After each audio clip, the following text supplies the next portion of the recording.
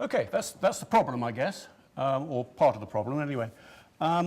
As you heard, I'm a science journalist, so I'm going to come at this from completely the other end from the last talk. The last talk was sort of from the business perspective, sort of bottom-up approach. How do we start meeting goals? How do we pick away at the emissions? I'm going to look at it from the other end. Exactly what is shipping doing to the climate and what we might want to do about it.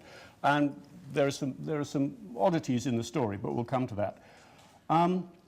First of all, we heard about carbon emissions of airlines, and very briefly in the question we heard about how there are non-carbon emissions that are part of the global warming footprint, if you like, of airlines.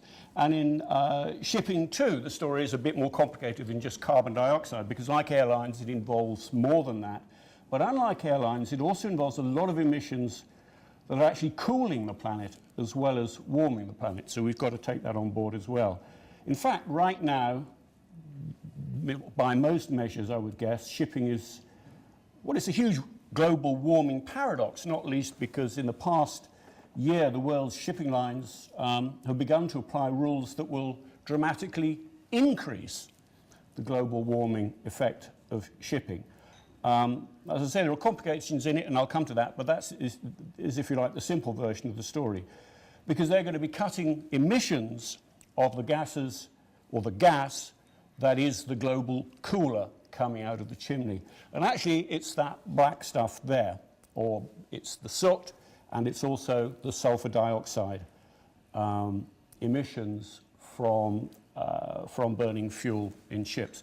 Now, there's a good reason why they're cutting sulfur dioxide emissions, because it's a silent killer. Cutting those emissions will save thousands, perhaps tens of thousands of lives every year. Those calculations are difficult to make, but it seems to be of that order.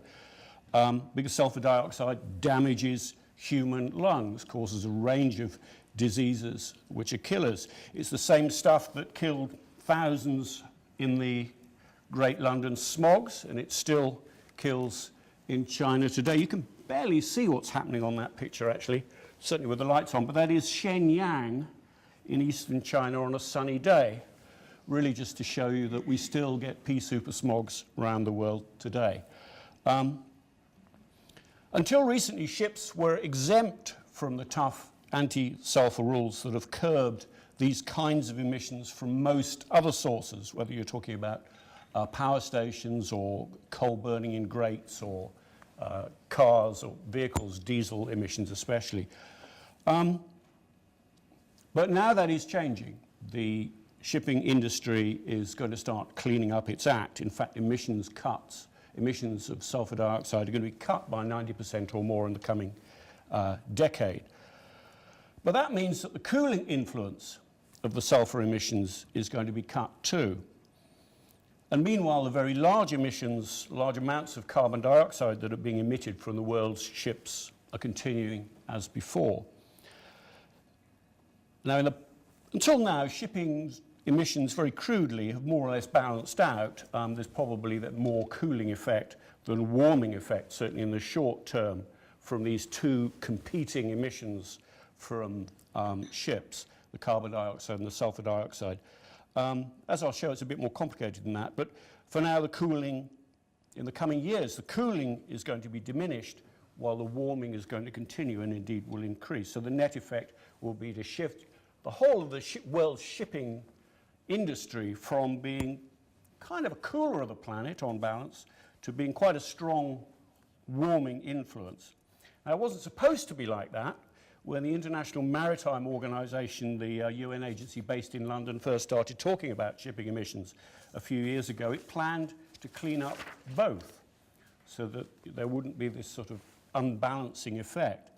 But when it decided to curb the sulfur emissions, but not the carbon emissions, which is what's happened, it more or less accidentally turned shipping into a massive planet warmer, or what is going to become a massive planet warmer.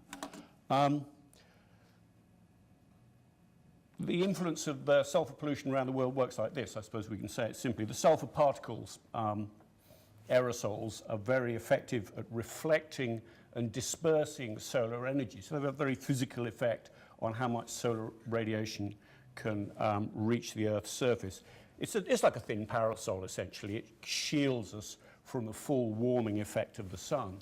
The carbon dioxide coming out is a bit different. That's a greenhouse gas. It traps the radiated heat from the Earth's surface. But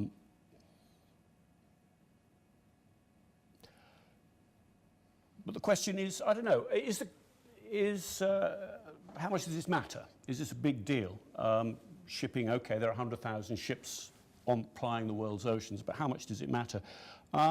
Well, I wasn't sure about this, to be honest, but an American expert called Jason Blackstone, who was talking recently at the Planet Under Pressure conference in London, rather startlingly suggested that the planned cuts in sulfur emissions over the coming decade will unleash warming equivalent, he said, to an extra decade of global warming from CO2.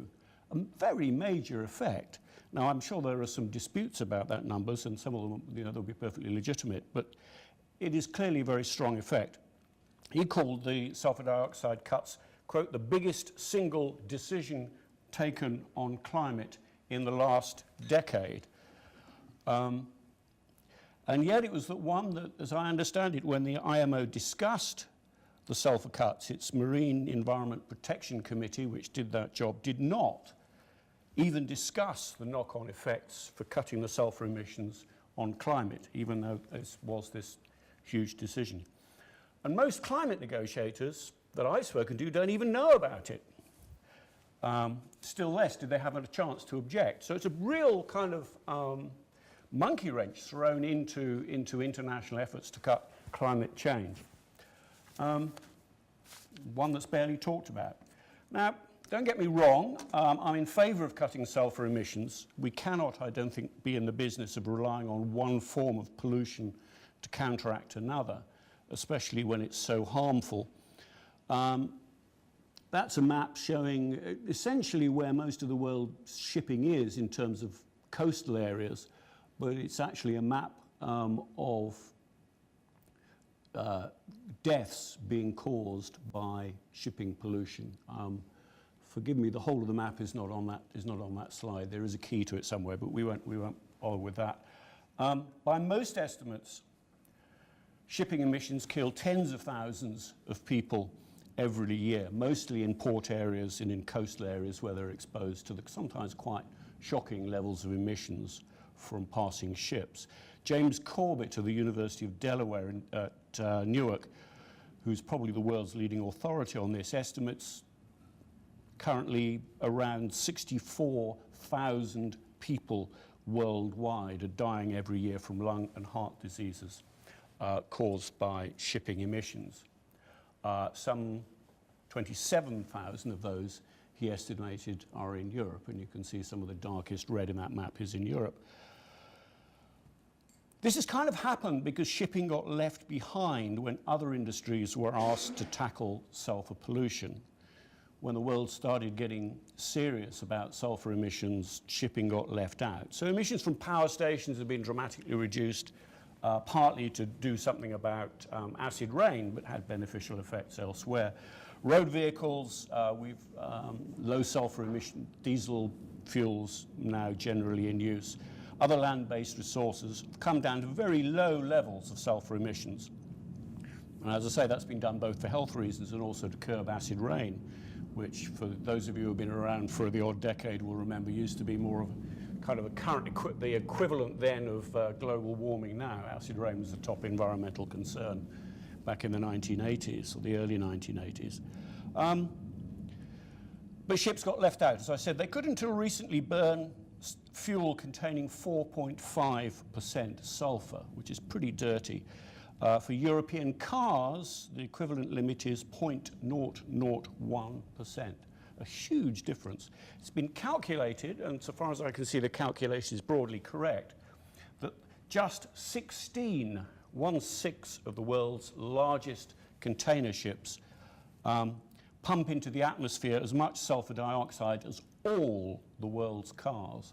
So shipping have clearly been a major anomaly in sulfur emissions, and it's quite right that we do something about it. Now, as the new rules from IMO are coming into force, they'll reduce the maximum sulfur content of shipping fuel to 3.5% this year, and on down to 0.5% by 2020. And there'll be special sulfur emissions control areas around coastlines, North America and the Baltic and the North Seas, to set lower limits from down to 0.1% by 2015. So they're really, belated, but they're happening. And that's all good, and it's especially good for people living in coastal areas and particularly in ports where they've been exposed to really unacceptable levels of pollution. But of course, there is this global warming impact, or the reduction of the cooling impact of sulfur dioxide. But as I say, I think we need to get this in perspective. The root cause of the warming is not the sulfur. The root cause of the warming is the carbon dioxide emissions from ships. Almost 1 billion tons of carbon dioxide are emitted annually by shipping. That's some 3% of the global total, quite similar to the contribution from airlines, as we heard earlier. Why are we not dealing with that? Why are we not cutting the carbon emissions while we're cutting the sulfur emissions? Well, basically because what went wrong with shipping emissions in global terms of negotiating limits on carbon emissions at the UN and elsewhere is basically the same as what went wrong with airline emissions. These fuels are outside the international rules, such as they are, and we can talk about that, but they're outside international rules governing carbon emissions, basically because nobody can agree on whose responsibility they are. International shipping, like airlines, is a problem. Which country do you ascribe the emissions to when you're setting national limits? Should the emissions from the ship be counted, for instance, on the tally of the home country of the owners of the ship or the aircraft, or the country of the embarkation port maybe, or perhaps the destination port, or where the fuel was loaded? That might be reasonable, or perhaps proportionally according to the destinations of the goods, or perhaps the nationality of the passengers. I mean, you can come up with endless versions of how emissions should perhaps be ascribed. And because nobody could figure that out when they drew up the Kyoto Protocol, shipping and aircraft emissions were left out. So that's the basic answer to the question posed as to why shipping got left out. It's because nobody could agree on who to blame for it. And they still can't. The next round is no real sign that when a new round of targets are imposed, perhaps by 2020, as in the successor to the Kyoto Protocol, that we will have a solution to that question. And of course, for shipping, the problem is made even worse by the popularity of flags of convenience.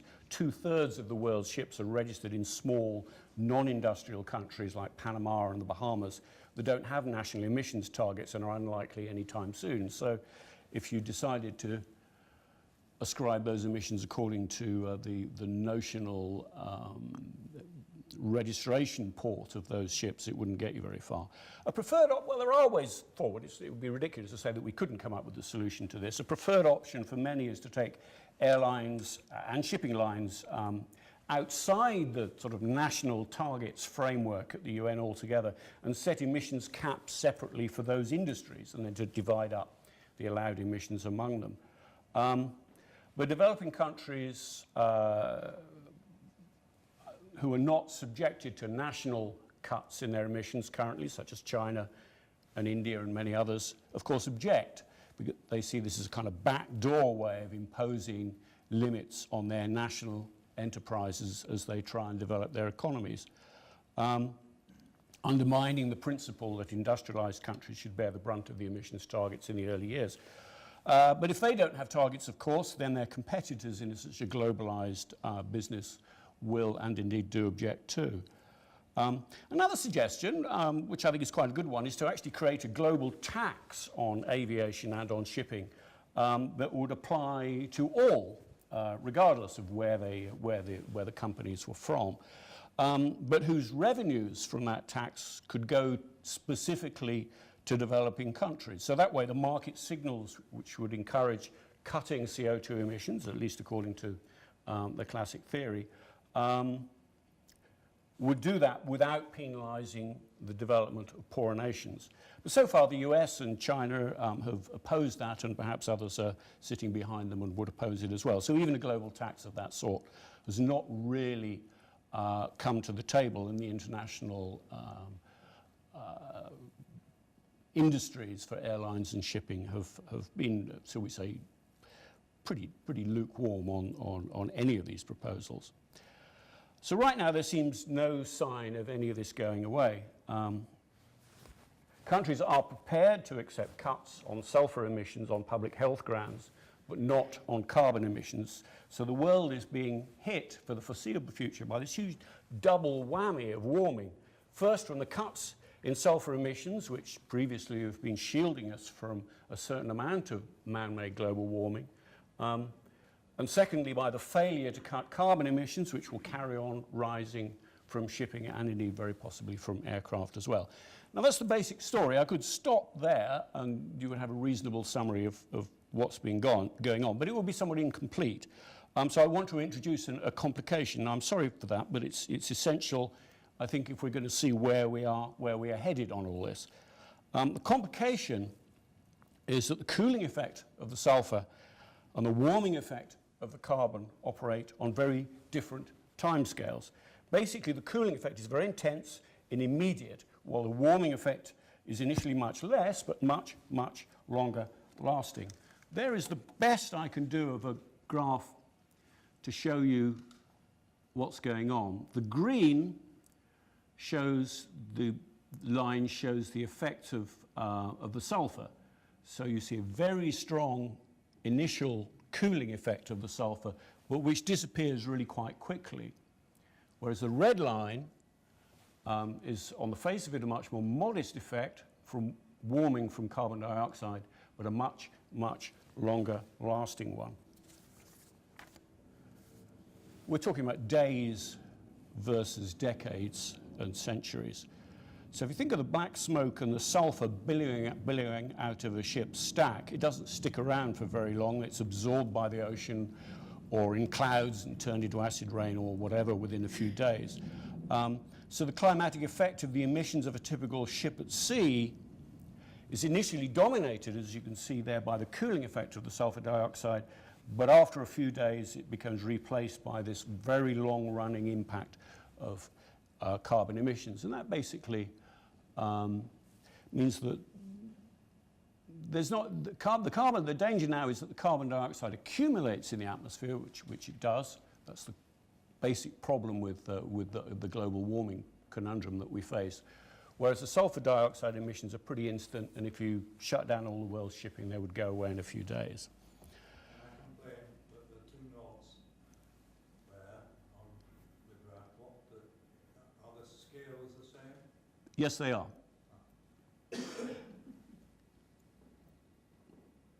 As I understand it. It's a second-hand graph, but so far as I understand it, they are. Response, it doesn't matter what the scale is there. No, it doesn't, indeed. That's quite true. Yeah. Well, it's the area under the curves that matter. We're on the same scale. Yeah. They're on the same scale. Yeah. I think you're being confused by the zero years after emissions. Oh, is that the... Yes, this is a big negative number on the temperature response. Yeah. Yes, I'm sorry. Below the zero at the top, you're talking about cooling effect, and above the zero on the y-axis, you're talking about the warming effect. The x-axis is the time.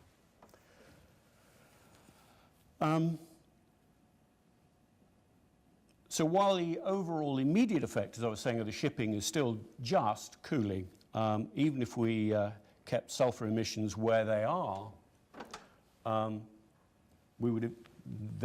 CO2 would eventually take over and accumulate. So if you play out, if you said that we're going to keep shipping where it is now, right now, the cooling effect is the dominant one. But over the decades, if shipping emissions stayed the same, shipping stayed the same, the cooling effect of the shipping would stay the same because it disappears out of the atmosphere very quickly and it doesn't accumulate. But the carbon dioxide is accumulating in the atmosphere. It stays in the atmosphere over decades or centuries, and therefore it's accumulating. And therefore, with static levels of shipping, the warming effect of the carbon dioxide is going to become bigger and bigger and bigger. So we cannot just say, oh, well, they balance each other out, let's leave it there, because the carbon dioxide is ultimately going to be the dominant force. I've seen suggestions that the tipping point when we move from, if we had stable shipping amounts, and we probably won't, but if we had stable shipping amounts, at the tipping point maybe 2, 3, 4, even 5 decades away, that would be the point at which shipping turned from a cooling effect to a warming effect. But of course the reductions in the sulfur emissions, 90% or more expected over the next decade, are going to bring that tipping point much, much further forward. I've not seen a modelling study that comes out with a different tipping point, but you could imagine that perhaps by the end of the decade or into the next decade, shipping will suddenly become dominantly a warming effect on the atmosphere. And that's an extra thing that we've not really, I think, factored in. Perhaps Brian will disagree, but factored into calculations. But however you look at it, the world badly needs action on shipping emissions of carbon dioxide. And the good news is that there is huge potential to cut carbon dioxide emissions from shipping.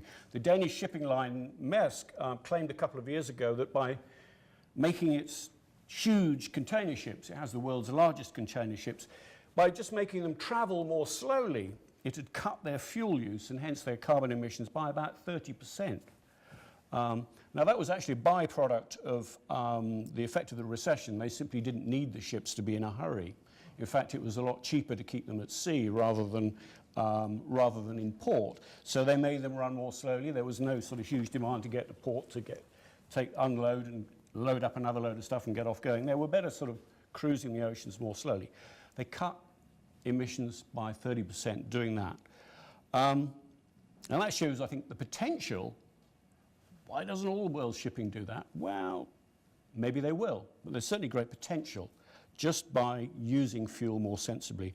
The International Chamber of Shipping, as an industry association, says that better designed hulls and propellers could cut CO2 emissions by a further 15 or 20%. Like many industries around the world today, and we heard about aircraft earlier, there is huge potential still for just using fuel a lot more efficiency by design changes. And then waiting in the wings, as we heard for airlines, we have biofuels.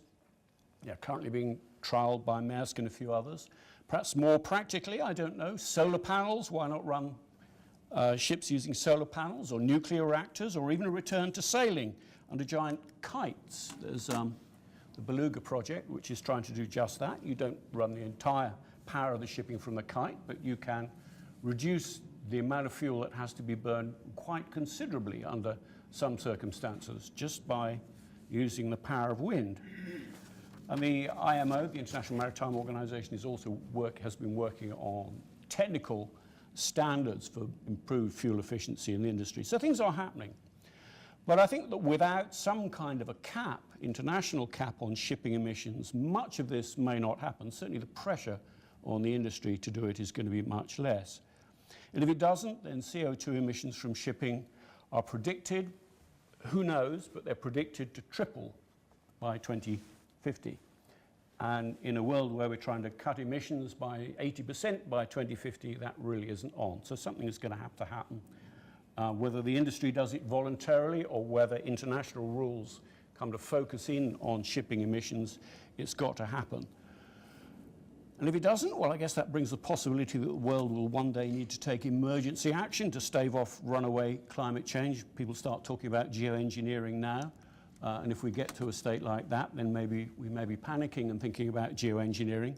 So here's a final thought, for what it's worth. One of the most effective ways, as many people have remarked, of cooling the planet in an emergency, it was suggested by Nobel Prize-winning chemist Paul Crutzen, among others, would be to spray the atmosphere with sulfur.